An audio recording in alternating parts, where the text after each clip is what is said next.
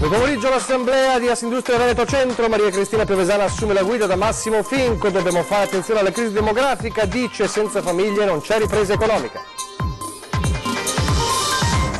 Quasi 500 lettere e pacchi mai consegnati ai legittimi destinatari, l'incredibile scoperta dei carabinieri nell'abitazione di un postino di Spresiano.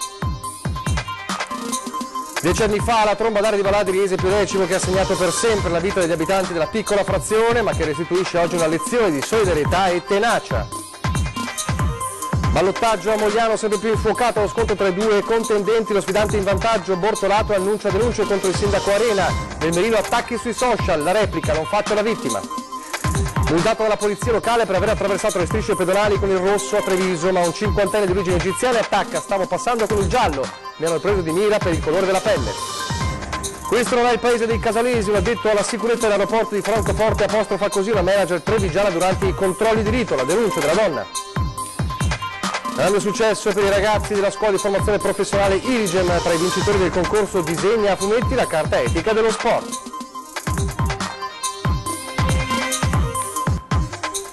Telespettatori di Antena 3, buonasera, bentrovati, l'edizione trevigiana dei nostri telegiornali, dunque in primo piano l'economia con il passaggio di testimone, oggi pomeriggio nella storica struttura ex Pagnossin di Quinto alla guida di Assindustria Veneto Centro, l'associazione che raggruppa industriali di Treviso e di Padova. Maria Cristina Piovesana raccoglie il testimone da Massimo Finco, sentiamo le sue parole. Maria Cristina Piovesana è il nuovo presidente di Assindustria Veneto Centro. Il passaggio del testimone oggi pomeriggio nella storica sede delle ceramiche Pagnossin, riconvertita in centro logistico. Quasi una staffetta con Massimo Finco, che ha lasciato alla sua vicaria, portando a compimento la fusione tra le associazioni degli industriali di Treviso e Padova, che ora, forte delle oltre 3.200 aziende iscritte, si posiziona al secondo posto in Italia dopo quella milanese. Man mano che abbiamo cominciato a scaricare a terra questa nuova cosa che abbiamo creato, questa grande istituzione, mi rendevo conto quanto importante sia per tutto il tessuto territoriale, non solo per Confindustria. La fatica è prima, durante e dopo. La fatica è prima perché mettere insieme padovani e trevigiani non sono mica farina da fare ostie, e qui stiamo parlando del nocciolo duro dell'imprenditoria, gente dura. Presidente uscente che non ha mancato nel suo stile di punzecchiare l'attuale governo, partendo dall'atteggiamento con l'Europa. Allora, nel fare impresa io dico una cosa semplice: noi in giro per il mondo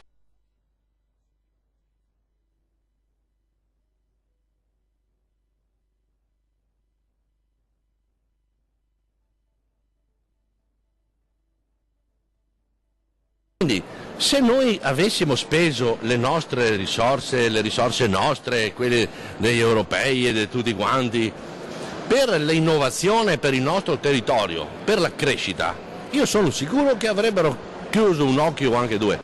Industriali chiari sul futuro di questo governo.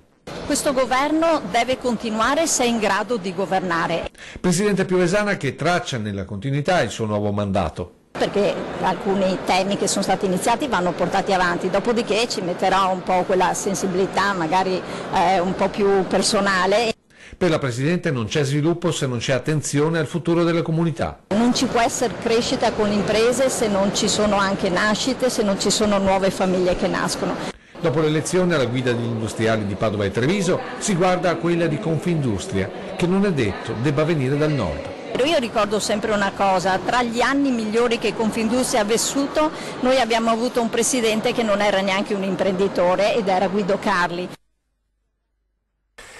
Ancora l'economia con la crisi Stefanel che, come avevamo raccontato ieri, si avvia verso l'amministrazione straordinaria. Oggi l'azienda ha scritto ai dipendenti sulla decisione presa. Si è resa necessaria, è scritto in questa missiva, ai dipendenti per l'ingente mole di risorse che avrebbero dovuto essere dedicate al rimborso dei creditori nel prossimo anno ed essere quindi sottratte al percorso di rilancio del marchio. Ma, continua la Stefanel, per i dipendenti, per i clienti e per i fornitori questa scelta non comporta nessuna conseguenza immediata e nel tempo riteniamo sia la scelta migliore per garantire continuità e sviluppo, uno dei marchi storici dell'abbigliamento italiano. Ma le nubi si addensano e la situazione non lascia certo tranquilli da ieri Ponte di Piave.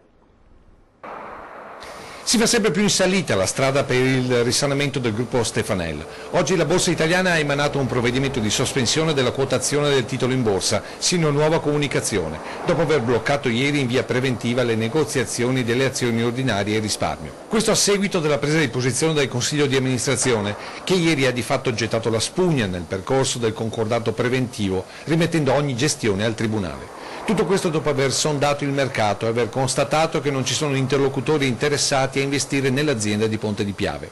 Un'evoluzione confermata anche dal Ministero per lo Sviluppo Economico, che dice di essere stato informato degli sviluppi dalla società, aggiungendo che si continuerà a lavorare in sinergia con le parti coinvolte in questi mesi dal tavolo della crisi, al fine di tutelare i lavoratori, il patrimonio produttivo e commerciale, che rappresentano gli asset fondamentali per il rilancio di un'azienda in difficoltà economiche da qualche anno. Ora in ballo ci sono 200 posti di lavoro, dei quali 60 a Ponte di Piave. Per molti è il segnale definitivo del declino dello storico marchio di maglieria e moda gestito dal fondo Oxy Capital, che aveva già salvato la veronese Ferroli e l'Olio Dante, e in quota parte anche dallo storico patron Giuseppe Stefanel. A gennaio i numeri del bilancio erano impietosi, quasi 30 milioni di euro di indebitamento a fronte di un patrimonio complessivo non superiore ai 7 milioni e mezzo. Ora la palla passa al Tribunale di Treviso e l'amministrazione straordinaria con la dichiarazione dello stato di insolvenza, termini che si commentano da soli. E il Presidente della Regione Veneto Luca Zaia sulla crisi della Stefanel ha assicurato di voler lavorare fino in fondo, non solo per salvare i posti di lavoro, ma perché il marchio rimanga veneto e riprenda il volo come prima. Stefanel, ha aggiunto Zaia, è un simbolo della imprenditorialità veneta. Dietro a crisi come questa c'è il rischio di perdere la identità produttiva. E adesso la cronaca e l'incredibile scoperta fatta dai carabinieri a Spresiano nell'abitazione di un portalettere. Cosa ci volesse fare con 457 tra lettere e pacchi non è ancora chiaro, né lo ha spiegato, ma la mole di materiale è tale da aver sbalordito i carabinieri. L'abitazione di un portalettere 44enne originario di Taranto ma residente a Spresiano si era quasi trasformata in una succursale delle poste. Missive mai arrivate da mesi, magari con conseguenze pesanti per i legittimi destinatari. Una montagna sparsa nella casa dell'uomo, ai quali i militari erano arrivate per altre indagini non inerenti a questa vicenda. Dovevano fare un controllo nella casa, ma poco dopo le 13 di ieri hanno scoperto l'incredibile. Il portalettere era incaricato delle consegne per conto del centro direzionale delle poste di Lancenigo di Villorba.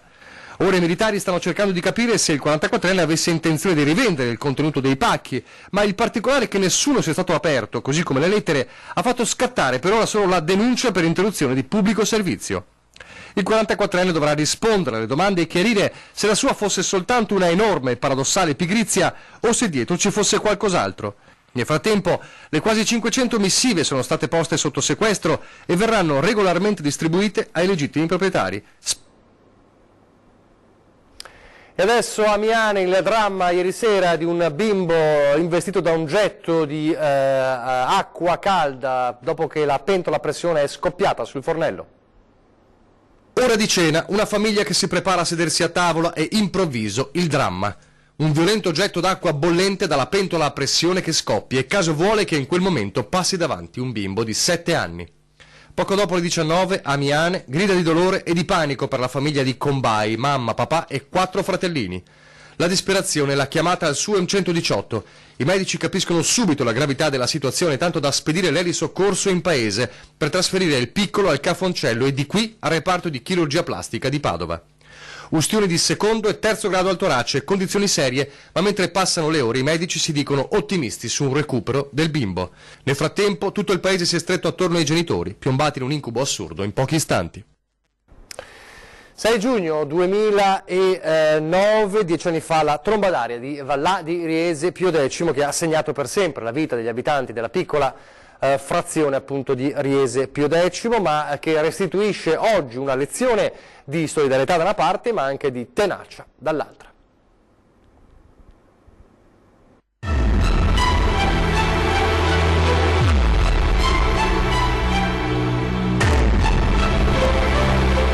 È un'esperienza che non auguro a nessuno proprio, in nessuna maniera. La mia azienda è stata azzerata, rasa al suolo, quindi dopo 27 anni di lavoro abbiamo dovuto ripartire da capo. A lei vengono quasi le lacrime? Sì, perché quando parlo di chi mi ha aiutato. 10 anni che hanno cancellato i segni della devastazione di quel pomeriggio del 6 giugno 2009 a Vallà di Riese, quelli che si vedevano a occhio nudo subito dopo il passaggio della tromba d'aria e nei giorni e nelle settimane seguenti. 10 anni che non sono però riusciti a rimarginare in chi c'era la ferita provocata dalla paura, dalla perdita delle proprie cose, dal materializzarsi di un incubo.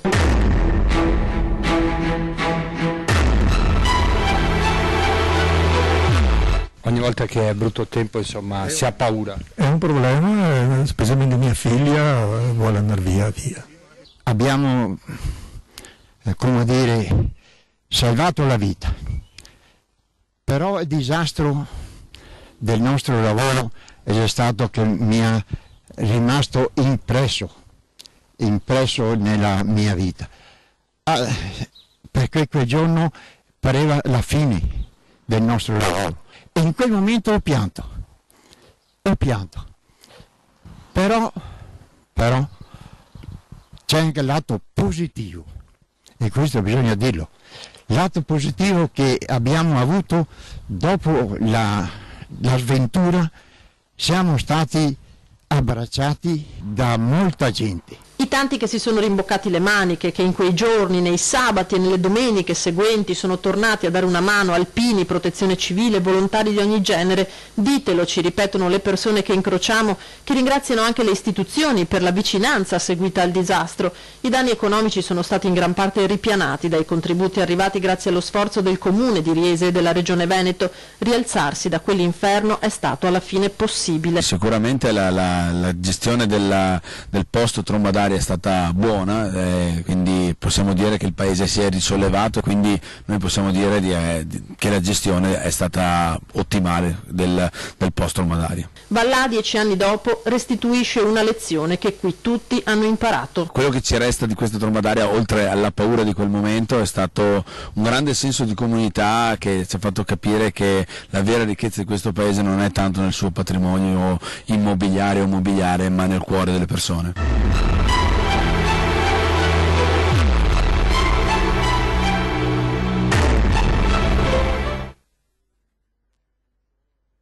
Veneto, l'unico comune tra quelli della Marca che aspetta ancora di capire quale sarà il suo sindaco con il turno di ballottaggio di domenica prossima, ed è una campagna elettorale sempre più al veleno tra Bortolato e Arena, tanto da arrivare alle denunce.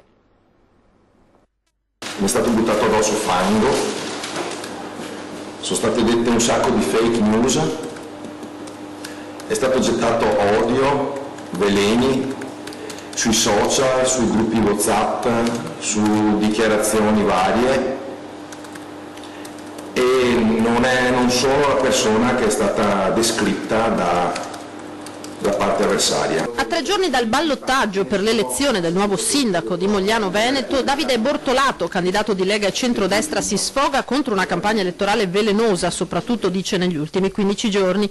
Finisce a denunce con l'attuale prima cittadina e candidata a sindaco del centro-sinistra, Carola Arena, che sarebbe arrivata a mentire pur di denigrarlo. A partire dalla festa che abbiamo fatto di fine campagna, che è stato detto che non era regolare quando invece ho presentato regolare scia, per poi parlare della festa del 2 giugno, della festa della Repubblica, dove è stato detto che il mio pulmino elettorale è passato per la piazza quando invece la piazza era interclusa al traffico. Come ciliegina sulla torta ha pubblicato sulla pagina Facebook con una chiara violazione della norma un atto, una mia richiesta di pubblicità fonica per dimostrare chissà cosa, pubblicando addirittura in rete tutti i miei dati personali. E per quest'ultimo episodio Bortolato ha presentato denuncia ipotizzando l'abuso d'ufficio e la violazione della privacy. Inutile che Bortolato faccia la vittima, replica Arena. Ha preso delle sanzioni, ci sono delle sanzioni, qualsiasi cittadino può fare anche un accesso agli atti se vuole verificare, ha fatto le cose senza rispettare le regole. Guardate, la cosa è davvero molto semplice. Bene, punto. È stato proprio per spostare il piano del dibattito da questioni vuote come queste, per riportarlo invece sui contenuti, sul futuro della città, dice Arena che lei ha più volte invitato il suo sfidante a dei confronti pubblici, ma lui ne ha disertati 4. Se ai confronti non è venuto e quindi sorge qualche dubbio, no? Sulla capacità anche di sostenere un dibattito, di avere delle idee, di confrontare confrontarsi con i cittadini. Poi si passa a leggere il suo programma, un programma davvero vuoto, ecco. In più adesso ci sembra di capire, non avendo più argomenti, addirittura vuole passare per vittima, cioè davvero tutto questo lascia molto ma molto perplesso, perché qui stiamo parlando di una persona che si è candidato a fare il sindaco di una città. Un'altra polemica, ma questa non riguarda le elezioni. Qui non siamo nel paese dei casalesi. La frase, ritenuta evidentemente offensiva e razzista, è stata pronunciata alcuni giorni fa da un addetto alla sicurezza dell'aeroporto di Francoforte nei confronti di una manager trevigiana, Barbara Filini Rota, 36 anni, che ha presentato reclamo alle autorità dello scalo, una vicenda che si è svolta al gate per i controlli pre-imbarco. La donna ha spiegato di aver è arrivato il turno, insomma, dei controlli, la gente aveva chiesto di estrarre ogni singolo elemento dalla valigia, la donna ha osservato che contenuti e contenitori rispettavano i limiti consentiti per il trasporto di liquidi, ed è arrivata appunto la risposta dell'addetto, che ha pronunciato appunto la frase: qui non siamo nel paese dei casalesi. La donna ha detto non credeva alle mie orecchie, si è fermata, gli ha chiesto di ripetere, lui ha ribadito: in questo paese si seguono le regole, non come da voi nel paese dei casalesi. Una denuncia, un reclamo all'autorità dello scalo è arrivato proprio dalla 36enne. Poi adesso invece a Treviso un'altra polemica, un'altra denuncia è quella di un 50enne di origini egiziane, multato dalla polizia locale per aver attraversato le strisce pedonali con il rosso in centro a Treviso. Ma l'uomo, un 50enne di origini egiziane, attacca: stavo passando in realtà con il giallo, mi hanno richiamato per il colore della mia pelle. Sentiamo. Non voglio esagerare, ma mi sembra che il signore, l'agente, mi aveva guardato abbastanza bene, che io sono un po' abbronzato. Fatih ci scherza su, almeno a parole, ma quella multa non è intenzionato a pagarla, perché, sostiene, mi hanno evidentemente preso di mira inizialmente per motivi che vanno al di là del codice della strada. Cittadino italiano di origine egiziana, 55 anni, Fatih Wadan è nel nostro paese da 34 anni e a Treviso da 19. Una vita da camionista, poi da un paio di anni è autista di bus presso un'azienda che fa capo a Mom. Proprio al cambio turno si stava recando martedì mattina alle 10 nei pressi dell'attraversamento pedonale di Piazzale Duca d'Aosta, quando è successo il fattaccio. Era il semaforo con la luce gialla. Non ho trovato nessuna macchina, che mi stavo attraversando la strada. Nella mia vicinanza che ci sono due agenti della polizia locale di Treviso. Ho notato che c'è un signore dei due che mi ha chiamato: ehi, dove hai? Io mi sono spaventato, non ho capito quella che è. Poi dopo mi sono attraversato la strada e poi gli ho detto: mi dica, prego. A che cosa serve? Che poi è scattato ovviamente il semaforo a rosso. Insomma, secondo Fatih, i due vigili lo avrebbero richiamato come fossero insospettiti da qualcosa. Perché sta attraversando la strada così veloce, che io ho detto: signore, che io ho attraversato la strada che col semaforo è giallo, arancione insomma, e per recarsi al mio lavoro. Mi dai il tuo documento? Mi dai il tuo documento? Un atteggiamento che, racconta il 55enne, si sarebbe fatto molto aggressivo. Vieni che ti faccio vedere come che tu vai al tuo lavoro. Io ho detto: signore, che io devo fare il cambio del mio turno. Mi ha dato anche una spinta alla spalla. Io le ho detto: scusi, non serve da toccarmi, io non ho fatto niente con le mani così. Io ho esibito il mio documento di riconoscimento. Alla fine per l'uomo è scattata la multa, 29,40 € che diventeranno 42 se non viene pagata entro 5 giorni. Il verbale parla chiaro: la persona effettuava l'attraversamento della carreggiata nonostante la luce rossa, è scritto. La violazione veniva accertata dagli agenti, anch'essi in attesa di luce verde per poter impegnare l'attraversamento. Fatih invece sostiene che le cose siano andate diversamente. È la sua parola contro di loro, ma l'uomo, convinto di essere stato un bersaglio, non molla. Onestamente io devo fare ricorso perché io sono cittadino libero, ho la coscienza pulita. E adesso una brevissima pausa pubblicitaria.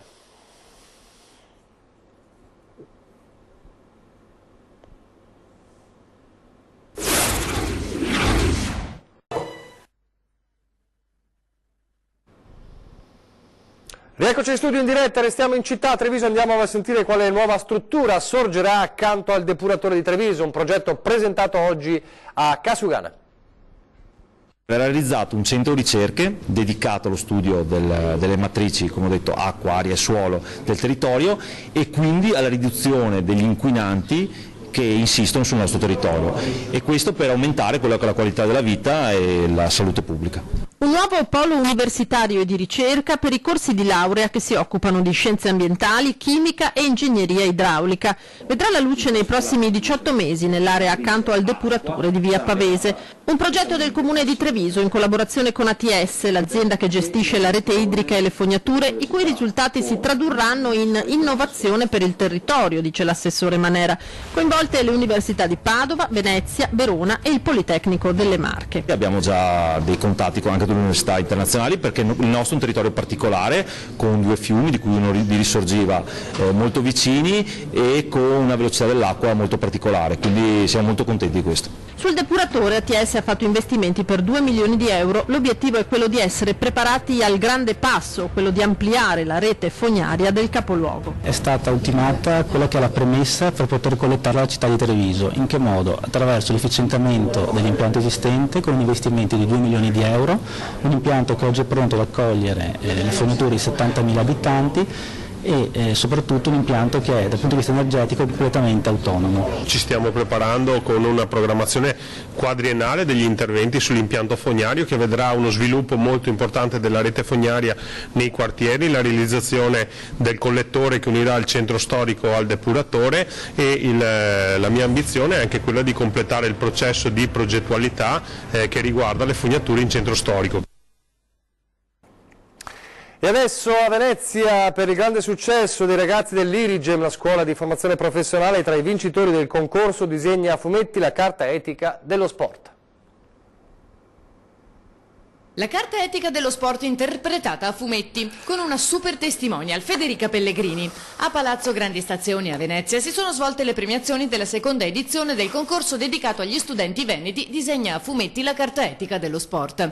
E tra i premiati, unici nella loro categoria, i ragazzi dell'Irigem, l'ente di formazione professionale ricco di corsi con sede a Rosà. La scuola ha ben volentieri aderito alla carta etica dello sport e l'ha sottoscritta. E ha sottoscritto i principi che sono riconosciuti appunto in questa carta e i ragazzi del terzo anno del percorso multimediale hanno deciso proprio di prendere a esempio un principio e di illustrarlo attraverso una storia a fumetti, una storia che possa essere più vicina al linguaggio dei giovani, dei ragazzi. E mi sono molto ispirata al sistema scolastico americano, in cui c'è molto il problema del razzismo, si tende a escludere sempre le persone che sono di colore, hanno problemi, ecco. E di conseguenza, visto che c'erano tanti articoli in cui parlava dell'importanza che lo sport è per tutti, allora abbiamo deciso di scegliere lo sport del pugilato e poi abbiamo voluto raccontare la storia di questo ragazzo afroamericano che voleva entrare nella squadra della scuola. Il tutto ha poi preso forma di fumetto, che si è aggiudicato il meritatissimo premio. Ci ha resi molto fieri di noi stessi. Non pensavamo di arrivare così tanto con il nostro lavoro, è stato di sicuro una fatica ben ripagata. Con la scuola e tutto il resto sono riuscito a portare bene avanti questa passione fino a portarlo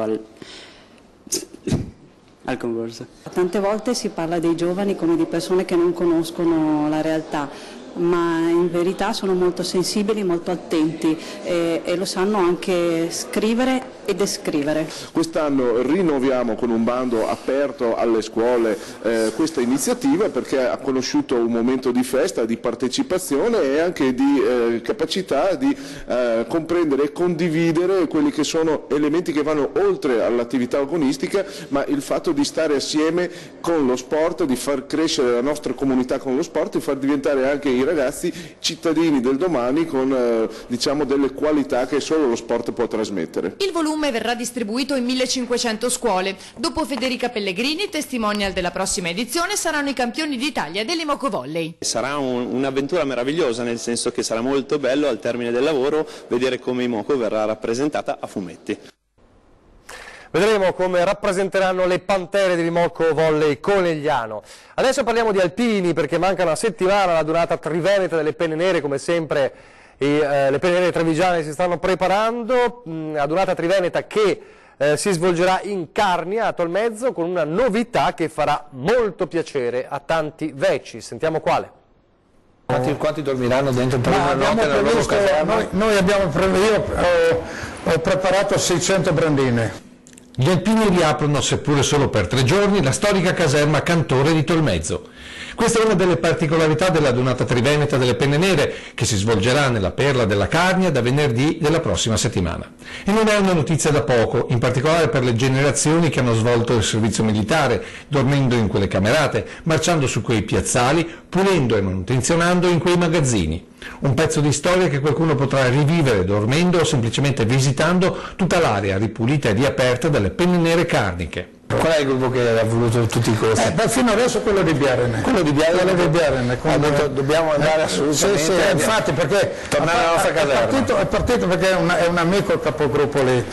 È partito con 70 persone, dopo mi fa una telefonata, se senti ne ho altre 20, non più tardi di ieri, dopo che ne avevo 115, mi ha telefonato, guarda che ne ha altre 17.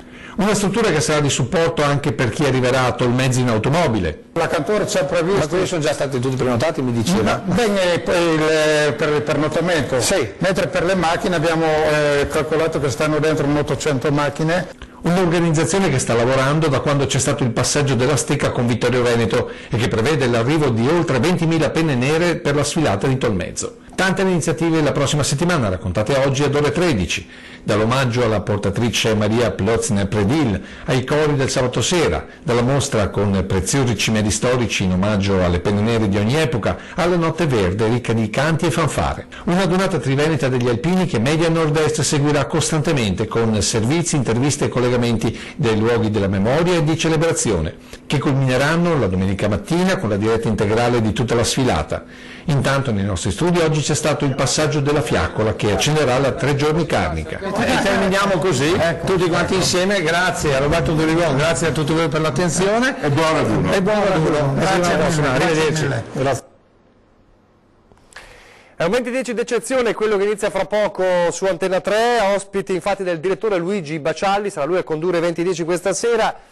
Gli ospiti sono Franco Os Noser, presidente di Agis, Associazione Generale Italiana dello Spettacolo, e Marco Sartore, presidente di Anex, Sale Cinematografiche. Parleremo infatti di cinema, di teatro, di spettacolo in Veneto, le connessioni con il nostro territorio e anche lo scenario futuro del cinema e del teatro in Veneto, fra pochissimo dopo il meteo. E allora vi lascio alle previsioni del tempo. Grazie per averci seguito, arrivederci.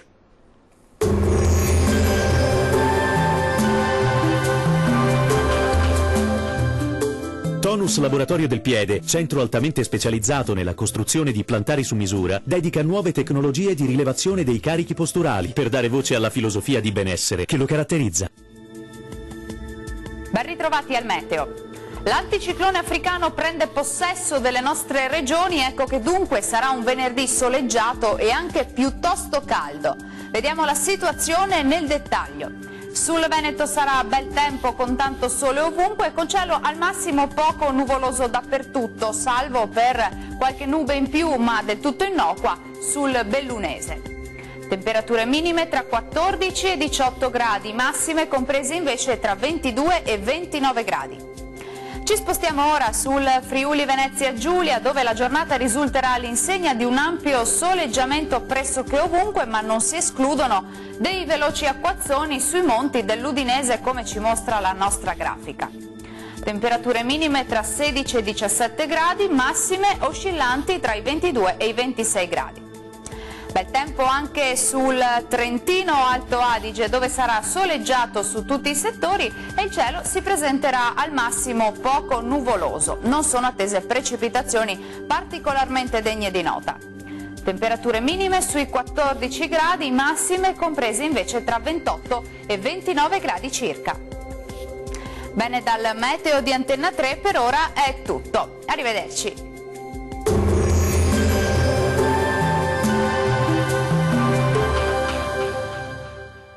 Tonus è il miglior negozio di calzature moda comoda. Qui troverete il più vasto assortimento di calzature Fratelli Tomasi. Eleganza e comodità, perché camminare è vivere.